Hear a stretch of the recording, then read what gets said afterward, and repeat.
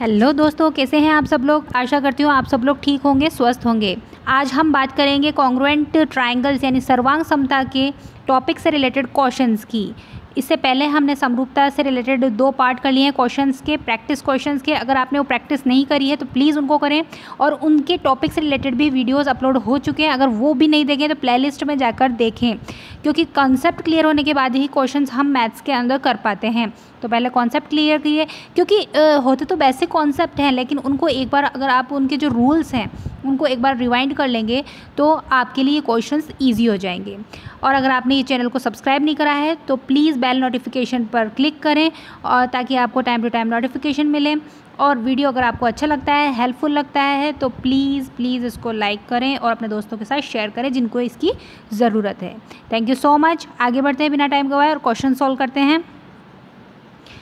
Congruent triangle से related हम कुछ बेसिक कॉन्सेप्ट हम वैसे भी जानते हैं कि दोनों के ट्रायंगल्स कैसे होने चाहिए, बिल्कुल सेम शेप के और सेम साइज़ के होने चाहिए। करते हैं पहला क्वेश्चन है हमारे पास इसके अंदर, यदि triangle A B C is congruent to triangle A C B, तब ट्रायंगल ए बी सी समद्विबाहु होगा।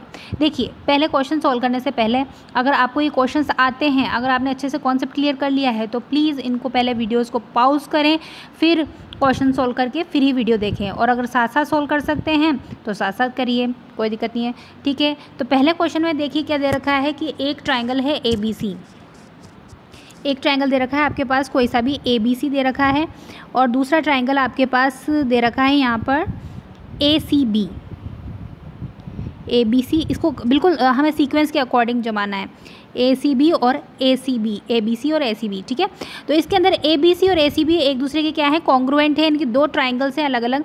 इसमें कहा गया है कि ट्रायंगल ए बी सी समद्विबाहु होगा यदि, कब होगा भाई, कोई सा भी ट्रायंगल है ए बी सी, ये वाला, तो ये अगर समद्विबाहु यानी कि जिसकी 2 भुजाएं कैसी हो, समान हो, ए बी और ए सी क्या हो, समान हो। तो इसके अंदर कुछ कंडीशंस दे रखी हैं आपके पास, जैसे कि A B is equals to A C, A B is equals to B C. ये देखिए, A B is equals to B C, और दूसरा क्या दे रखा है आपके पास, A C is equals to B C. तो हमें पता है कि जो शीर्षाभूमि ये वाला होता है, इसके अंदर अगर दोनों ट्रायंगल्स के अंदर एक कॉमन एंगल, उभयनिष्ठ कोण दिया हुआ है ए वाला, तो इसके अंदर जो ये सामने वाले जो एंगल्स हैं अगर समद्विबाहु है, तो सामने वाले जो ये भुजाएं हैं वो क्या हो जाएगी, सिमिलर होगी, ना कि उसके ऑपोजिट एंगल्स वाली भुजाएं सेम होगी। तो हमारे पास आंसर क्या हो जाएगा इसके अंदर, ऑप्शन नंबर ए वाला हो जाएगा। ए बी किसके इक्वल होना चाहिए, ए सी के इक्वल होना चाहिए, तभी वो क्या हो जाएगा, समद्विबाहु हो जाएगा। क्लियर बात। सेकंड क्वेश्चन देखिए, यदि triangle P Q R triangle E F D, देखो पहले इसका सीक्वेंस आपको बनाना ज़रूरी होता है, सीक्वेंस के बिना आप क्वेश्चन सॉल्व नहीं कर सकते हो। ये जो समरूपता और सर्वांग समता वाला जो टॉपिक है उसके अंदर ट्रायंगल्स की सीक्वेंस ही मांगती है। तो ये देखिए इसके अंदर क्या दे रखा है आपके पास, एक तो दे रखा है ट्रायंगल पी क्यू आर, एक दे रखा है E F D, P Q R E F और ये डी, ठीक है। तो इसने कहा है कि ई डी ये वाली दे रखी है, इसके अंदर ये दोनों ट्रायंगल्स क्या हैं, एक दूसरे के कॉन्ग्रुएंट हैं। तो ई डी किसके इक्वल होगा, यहाँ पर ई डी वाला जो है वो किसके इक्वल होगा, जाहिर सी बात है इधर वाले एंगल्स की ये जो सामने वाली भुजा है इसके बराबर होगा, तो पी आर के इसके अंदर इक्वल हो जाएगा। तो option number C is the correct answer. ये तो कुछ ऐसे क्वेश्चन है थ्योरेटिकल जो कि डायरेक्ट हम देखते ही इस क्वेश्चन सॉल्व कर सकते हैं, लेकिन हमारा इनको सॉल्व करके देखना बहुत ज़रूरी है। क्यों? क्योंकि ऐसे क्वेश्चंस कई बार एग्जाम में जाते ही गलत हो जाते हैं और हम सॉल्व करने बैठ जाते हैं ऐसे ऐसे करके। अब हम डायरेक्टली हम दिमाग लगा सकते हैं यहाँ पर भी, कि जैसे यहाँ पर सीक्वेंस दे रखा है पी क्यू आर का, ई एफ डी का, तो ई डी यानी कि जो लास्ट वाला पॉइंट है ई और डी, बीच वाला छोड़ रखा है एफ, तो पी और आर को हम डायरेक्टली इसके अंदर इक्वल रख देंगे, ठीक है। आगे बढ़ते हैं। इसके अंदर क्वेश्चन नंबर 3 है, यदि ट्रायंगल ए बी सी में ए बी ए सी के इक्वल है और बी सी को डी तक इस प्रकार बढ़ाया जाए कि triangle A C D 100 degree हो जाए, तो एंगल ए कितना होगा। तो आप पहले वीडियो को पॉज करें, उसी तरह से सॉल्व करें और फिर वीडियो को ऑन करके ही देखें सॉल्व करने के बाद। इसके बाद देखिए इसमें दे रखा है, यदि ट्रायंगल ए बी सी दे रखा है आपके पास, इसके अंदर ये वाली लाइन ए बी और ए सी क्या है, इक्वल है। अब इसने कहा है कि बी सी को डी तक, बी सी ये जो नीचे वाली आधार वाली लाइन है इसको डी तक, यानी लंबा हमें इसको खींचना है, इसको डी तक इतना बढ़ा दिया जाए कि एंगल ए सी डी ये वाला ये कितना है 100 डिग्री सेल्सियस है। क्लियर। तो एंगल ए यानी कि ये कितना होगा, एंगल ए वाला कितना होगा। अब हमने इसके अंदर कुछ इक्वेशंस ऐसी पढ़ी थी कि जो लीनियर एंगल्स होते हैं, कौन से लीनियर एंगल्स जो होते हैं वो क्या होते हैं, उनके जो टोटल सम किसके बराबर होते हैं 180 डिग्री के बराबर होते हैं। तो 100 डिग्री तो हमारे पास एंगल सी दे ही रखा है कंप्लीट। अगर एंगल सी देखेंगे तो 180 माइनस 100 करेंगे तो ये वाला जो अंदर वाला एंगल सी है वो कितना हो जाएगा 80 डिग्री।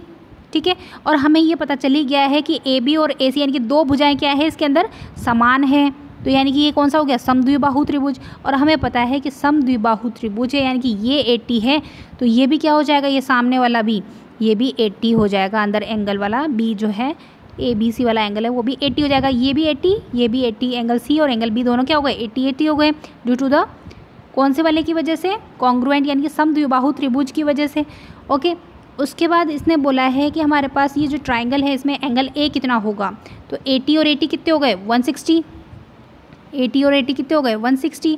अब हमें पता है एक ट्राइंगल किसके योग के बराबर होता है 180 डिग्री के योग के बराबर होता है। तो कितना बचा हमारे पास 180 में से 180 minus 160 is equals to 20 degree. Answer is the option number A. चलिए आगे बढ़ते हैं। क्वेश्चन नंबर 4 है कि ट्राइंगल ए बी सी की भुजाओं ए बी सी और सी ए और ए बी के मध्य बिंदु क्रमशः डी ई और एफ हो तो ट्राइंगल डी ई एफ किसके कॉन्ग्रुएंट होगा, इनमें से कौन से ट्राइंगल के कॉन्ग्रुएंट होगा। ऑप्शन आपके पास दे रखे हैं triangle A B C, triangle A E F, triangle B F D, triangle C D E, triangle A F E, B F D, C D E. ठीक है। तो इसको देखते हैं कैसे दे रखा है कि ट्राइंगल ए बी सी ये है, इसकी भुजाओं बी सी, ये वाली बी सी और सी ए और ए बी, इनके मध्य का जो बिंदु दे रखे हैं यहाँ पर, कलर चेंज करते हैं इसमें, ये देखिए यहाँ पर आपके पास ये वाला जो बिंदु दे रखा है मध्य बिंदु वो कौन कौन सा दे रखा है, बी सी का तो दे रखा है आपके पास डी और सी ए का दे रखा है आपके पास इसके अंदर ई और बी ए का आपके पास दे रखा है एफ। क्लियर बात। अब हम इनको जोड़ के क्या बना सकते हैं, एक ट्राइंगल बना सकते हैं। अब इसने बोला है कि जो ये डी ई एफ वाला जो ट्राइंगल हमारे पास बना है वो किसके सर्वांग सम हो सकता है। तो ए बी सी के हो सकता है क्या, नहीं हो सकता। क्यों, सर्वांग समता की पहली शर्त ही क्या होती है, उसके शेप और साइज़ क्या होने चाहिए, बिल्कुल सेम होने चाहिए। तो ए बी सी तो बड़ा हो गया और ये वाला छोटा है। तो हमें पता चल रहा है कि यहाँ पर 3 ट्राइंगल्स और हैं, यहाँ पर ए एफ ई और बी एफ डी और डी सी ई। ठीक है, या सी डी ई। तो ये जो डी ऑप्शन है ये हमारा करेक्ट आंसर हो जाएगा। क्यों, क्योंकि इसके अंदर ये सब क्या है, इसके इक्वल शेप और साइज़ के भी हैं। क्लियर बात। तो option number D is the correct answer. आगे देखते हैं क्वेश्चन नंबर 5। इसके अंदर दे रखा है कि चित्र में ए ई कौन सा है इसके अंदर, ये वाला ए ई किसके पैरेलल है, इस डी सी वाले के, और ए बी ए सी के इक्वल यानी कि समद्विबाहु त्रिभुज है जिसके अंदर 2 भुजाएं समान हैं। तो triangle angle A B D कितना होगा, हमें पता करना है। एंगल ए बी डी ये बड़ा वाला जो एंगल दे रखा है ये कितना होगा। क्लियर बात। तो हमें ये मालूम करना है। अब हमारे पास एक दे रखा है अल्टरनेट एंगल। ये पैरेलल एंगल के जो अल्टरनेट एंगल होता है वो दूसरे वाले अल्टरनेट एंगल के क्या हो जाता है, बिल्कुल इक्वल हो जाता है। तो यहाँ पर 70 डिग्री है तो यहाँ पर भी क्या हो जाएगा, इस जगह पे 70 डिग्री हो जाएगा। और हमें पता है कि लीनियर एंगल किसके बराबर होता है, 180 डिग्री के बराबर होता है। ठीक है। तो 180 डिग्री के बराबर होगा तो x की वैल्यू क्या आ जाएगी हमारे पास, 180 minus 70 is equals to 110 degree. तो option number B is the correct answer. Clear बात, आई बात समझ में। क्योंकि ये वाला जो एंगल है ये अल्टरनेट एंगल हो गया किसकी वजह से, इन पैरेलल लाइंस की वजह से। और ये वाला एंगल अगर हम देखें इसके अंदर, ये एक तरह से देखें तो ये क्या है, एक समद्विबाहु त्रिभुज है। क्लियर बात। तो यहाँ पर ये जो आ गया, यहाँ पर अल्टरनेट एंगल्स की वजह से क्या आ गया, यहाँ पर 70 डिग्री आ गया। और यहाँ पर हमने क्या देख लिया यहाँ पर कि एक लीनियर एंगल का जो वैल्यू होती है 180 डिग्री के बराबर होती है, इसलिए हमारा आंसर क्या आ गया इसकी वजह से 110 डिग्री। क्लियर बात। नेक्स्ट क्वेश्चन देखिए। समद्विबाहु त्रिभुज ए बी सी में ए बी ए सी के इक्वल है। कोई सा भी समद्विबाहु त्रिभुज है इसमें ए बी ए सी के इक्वल है। इसके अंदर एंगल बी दे रखा है आपके पास 35 डिग्री, ये दे दिया ए बी और सी। अगर यहाँ पर एंगल बी दे दिया आपके पास 35 डिग्री और ए डी, अब इसमें ए डी कहाँ पर है कि ए डी जो है वो यहाँ पर क्या है, एक माध्यिका है।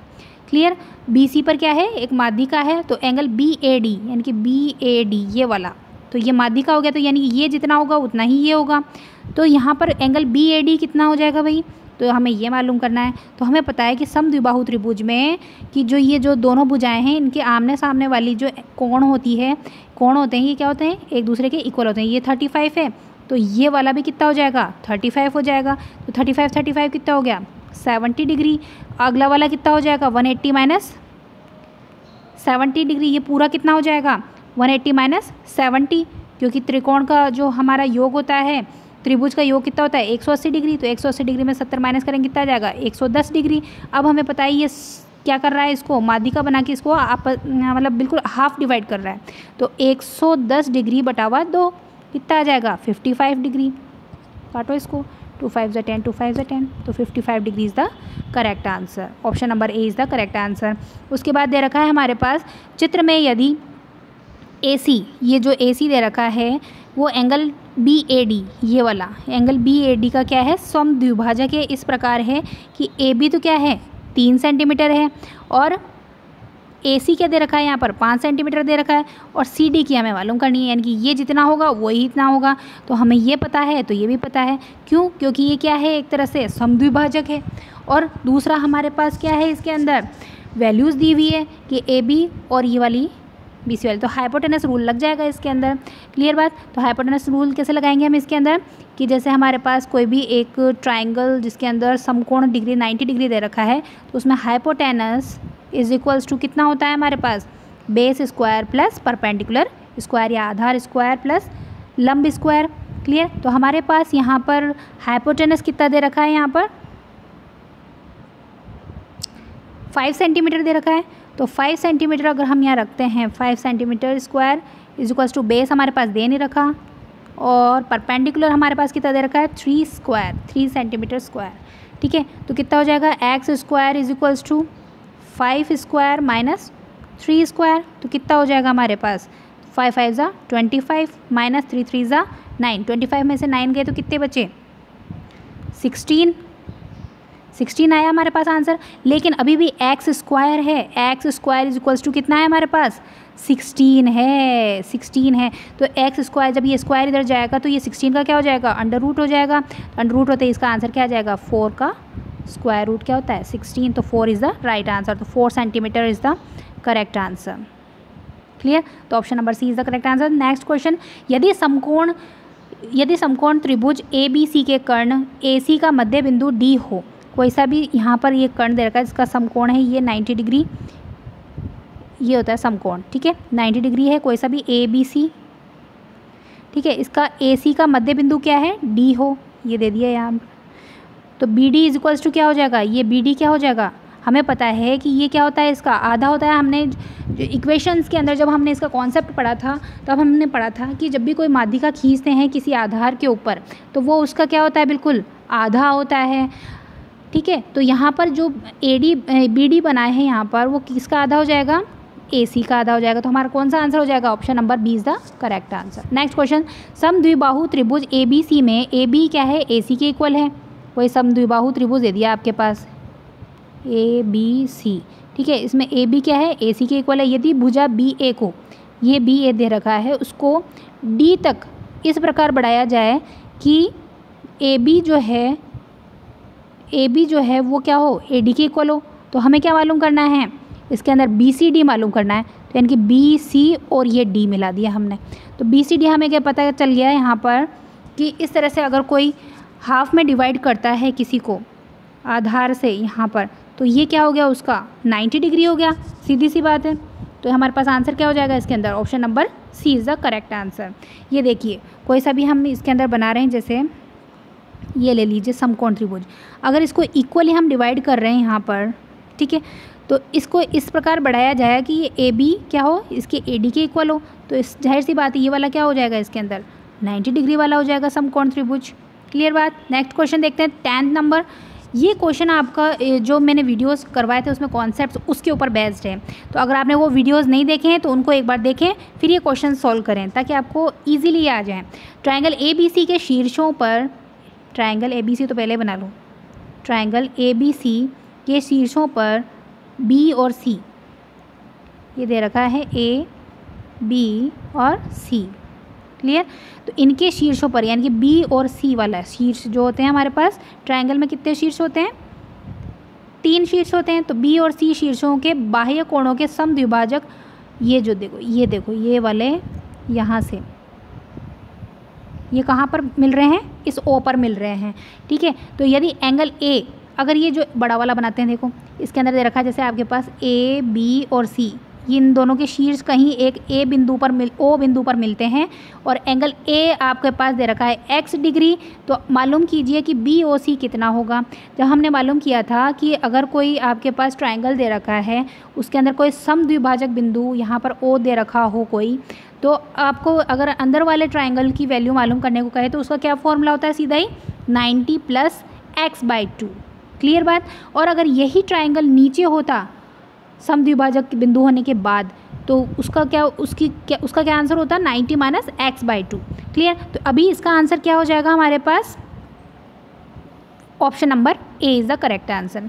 क्लियर बात। तो आज की 10 क्वेश्चन आप सोल्व करें और हम इसका जो नेक्स्ट पार्ट है वो नेक्स्ट टाइम लेके आएंगे इसके अंदर। उससे पहले हम चतुर्भुज वाला कॉन्सेप्ट क्लियर करेंगे और उसके बाद हम लेके आएंगे सर्वांग समता का सेकंड पार्ट वाला क्वेश्चन, प्रैक्टिस क्वेश्चन। ठीक है, तो बने रहिए चैनल के साथ और क्वेश्चन सोल्व करते रहिए और पढ़ते रहिए साथ साथ। थैंक यू सो मच, मिलते हैं नेक्स्ट वीडियो में।